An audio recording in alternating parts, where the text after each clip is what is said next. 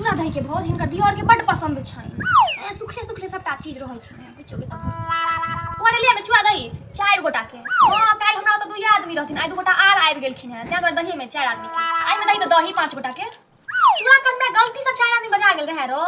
दही में 5 आदमी झूठ कहबो तोरा, दादी झूठ बजतौ। दही 5 गोटा के दही बाबू। आई में सब्जी से हो दही 5 गोटा के। कि मैं बहिन ये सब्जी देखलखिन हैं कि छै भोज भात में से चूड़ा दही के भोज भात में डलना ने नीक हो छै, काबली चना धक खाली आलूए परोर द के बना देलकै या आइयो रे बुआ। आई में दही करे के बा अरे तू ये ढाक दै छही। बाप रे बा मिनुआ के बेटा, लेकिन मिनुए सन के कंजूस भ गेलै। तू ये खा के दै छी पर आदमी 4 गो के दही करे के बा मिठाई। हां 5 आदमी के दे हमरा। आई में जे छै हमरा उजरा मिठाई द दे।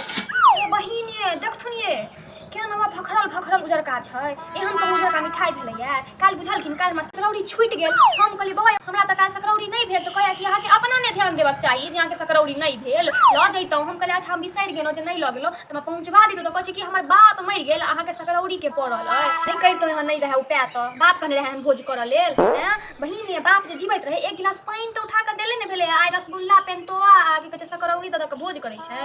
हमरा से पूछत ने हां ज्यादा कहां बारे छी बेसी, हम झगड़े भ जात। चुप्पे छी खोइ छै में चीनी धो दे आ काल जका नहीं एतनी क दिया बुझलही ने।